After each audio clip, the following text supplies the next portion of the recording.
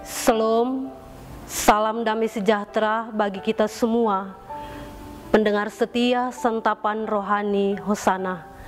Kasih Kristus menjumpai seluruh sahabat Kristus dengan semangat dan kekuatan surgawi. Hari ini bersama saya, Pendeta Radevi D. Kunai Herewila, kita akan bersama disegarkan dengan firman Tuhan yang terambil di dalam Injil Matius pasal 3 ayat 13 sampai 17 dengan tema kerendahan hati menerima rencana Allah. Sebelum kita membaca dan merenungkan firman Allah, mari kita berdoa. Maha besar Bapa di sorga, untuk segala keberkatan yang Engkau berikan, kami menjalani kehidupan dan berkat-berkat yang ada di dunia ini tidak serta-merta hanya untuk kepentingan diri sendiri. Karena itu kami mau untuk menjalankan setiap keberkatan dengan berbagi di sekitar kebenaran firman Tuhan bersama dengan seluruh sahabat-sahabat Kristus di mana-mana tempat. Kami siap untuk membaca dan merenungkan firman Tuhan yang sudah kami persiapkan saat ini. Di dalam nama Anak-Mu Yesus Kristus, firman yang hidup dan berkuasa, kami berdoa kepada Allah di sorga. Amin. Bapak, Mama, saudara-saudari yang dikasihi Tuhan, firman Tuhan bagi kita dengan tema Yesus dibaptis Yohanes. Maka datanglah Yesus dari Galilea ke Yordan kepada Yohanes untuk dibaptis olehnya. Tetapi Yohanes mencegah dia, katanya, "Akulah yang perlu dibaptis olehmu, dan engkau yang datang kepadaku?" Lalu Yesus menjawab, katanya kepadanya, "Biarlah hal itu terjadi, karena demikianlah sepatutnya kita menggenapkan seluruh kehendak Allah." Dan Yohanes pun menurutinya. Sesudah dibaptis, Yesus segera keluar dari air, dan pada waktu itu juga langit terbuka, dan ia melihat Roh Allah seperti burung merpati turun ke atasnya. Lalu terdengarlah suara dari sorga yang mengatakan, "Inilah anakku yang kukasihi, kepadanyalah aku berkenan."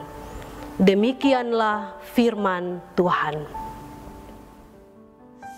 Saudara-saudari yang dikasihi Tuhan, ada artikel yang menarik yang saya baca.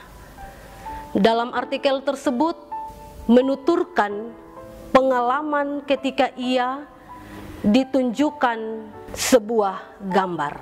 Dalam gambar tersebut terlukiskan seorang anak SD yang ditunjukkan gambar perempuan yang mengasuh dengan penuh kasih sayang.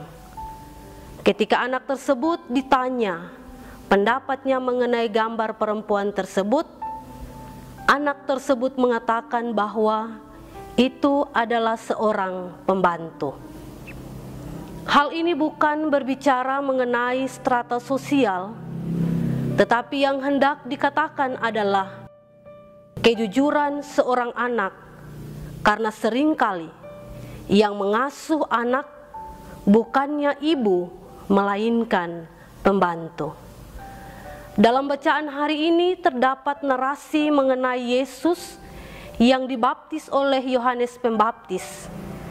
Narasi tersebut sering kita dengar, dan ketika kita diberi pertanyaan sebagaimana anak SD tersebut mengenai gambaran apakah yang nampak dalam narasi tersebut, maka jawaban yang muncul adalah gambaran yang menunjukkan kerendahan hati Tuhan Yesus untuk dibaptis oleh Yohanes Pembaptis.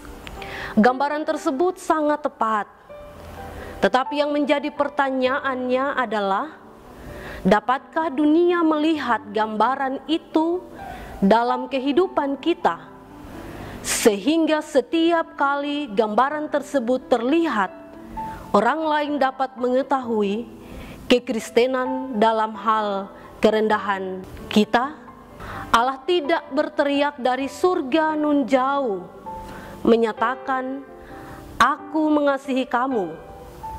Tetapi terjadi adalah Allah menjadi manusia untuk menyatakan kasih-Nya kepada kita. Bahasa cinta Allah bukanlah sekedar pernyataan yang manis dan enak untuk didengar. Pernyataan "aku mengasihi kamu" dinyatakan dalam tindakan nyata, dan tindakan nyata Allah tersebut nampak dalam diri Yesus, Allah yang menjadi manusia, dan dalam hidupnya rela taat, bahkan taat sampai mati di kayu salib. Dalam ayat 13 bacaan kita hari ini dinyatakan bahwa datanglah Yesus dari Galilea ke Yordan. Pernyataan ini menunjukkan bahwa Yesus datang ke Yordan dengan tujuan dan dengan sengaja datang untuk dibaptis oleh Yohanes. Kedatangan Yesus ke Yordan menunjukkan bahwa Yesus melangkah dalam tuntunan Roh Kudus, bukan asal saja untuk menggenapkan rencana Allah. Ketaatan Yesus akan tuntunan Allah dalam hidupnya ini dikonfirmasi dengan pernyataan Allah, Bapa di sorga, "Inilah anak yang kukasihi, kepadanya lah aku berkenan." Dalam bacaan kita juga terjadi bahwa Yohanes mencoba untuk mencegah agar Yesus tidak dibaptis olehnya. Hal ini dapat dibaca bahwa ketika kita ingin atau akan melakukan kehendak Allah, seringkali ada pihak-pihak yang berupaya untuk mencegah karena ketidakmengertian akan rencana Allah atau alasan lainnya. Sahabat-sahabat Kristus, upaya untuk mencegah tidak hanya berasal dari luar diri kita, sering kali pula dari dalam diri ada upaya untuk mencegah agar kita tidak melakukan hal yang sesuai rencana Allah. Namun demikian, Yesus memberikan respon, menunjukkan konsistensi untuk berjalan sesuai dengan kehendak dan rencana Allah. Sahabat-sahabat Kristus, ayat yang ke-15 dalam Lai menerjemahkan mengenai karena demikianlah sepatutnya kita menggenapkan seluruh kehendak Allah. Pada teks asli tidak terdapat kata kehendak Allah, tetapi karena demikianlah sepatutnya kita menggenapkan seluruh kebenaran. Dalam menggenapkan seluruh kebenaran tersebut, Yesus menyatakan, biarlah hal itu terjadi. Sahabat-sahabat Kristus, secara lebih bebas, berdasarkan struktur kalimat bahasa aslinya, dapat diterjemahkan menjadi, haruslah hal itu terjadi dan segera terjadi. Kalimat ini merupakan kalimat imperatif atau perintah. Kebenaran harus terjadi dan terjadi dengan segera. Penggunaan kata kita dalam ayat 15 ini juga menunjukkan bahwa keberadaan kita di dunia ini bukan sekedar kebetulan, melainkan Allah telah memiliki rencana atas setiap kita, dan kita harus dan segera menggenapkan rencana Allah dalam kehidupan kita masing-masing. Arti dari baptisan Yesus, sahabat-sahabat Kristus, oleh Yohanes selain menunjukkan kerendahan hatinya untuk menggenapkan seluruh kebenaran, juga memiliki arti yang lain. Baptisan Yesus juga dapat berarti solidaritas Allah ketika ia menjadi sama dengan manusia. Bagian lain dari Alkitab atau bahasa Ibrani menyatakan bahwa dalam rupa manusia, Yesus dipersamakan dengan manusia dalam segala hal, namun dalam kesamaan tersebut ia tidak memiliki dosa.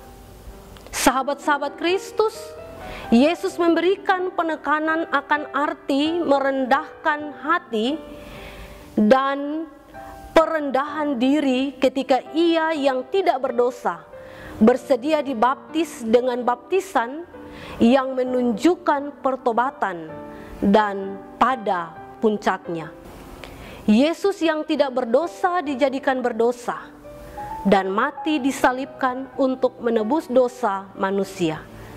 Disinilah arti teologis baptisan Yesus ketika hanya menunjukkan kerendahan hati, tetapi juga penggenapan akan misinya untuk menyelamatkan manusia.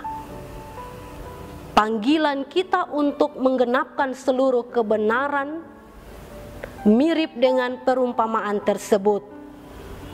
Setiap kita dipanggil untuk menggenapkan seluruh kebenaran tanpa berdalih saat mendengar undangan itu datang bagi kita.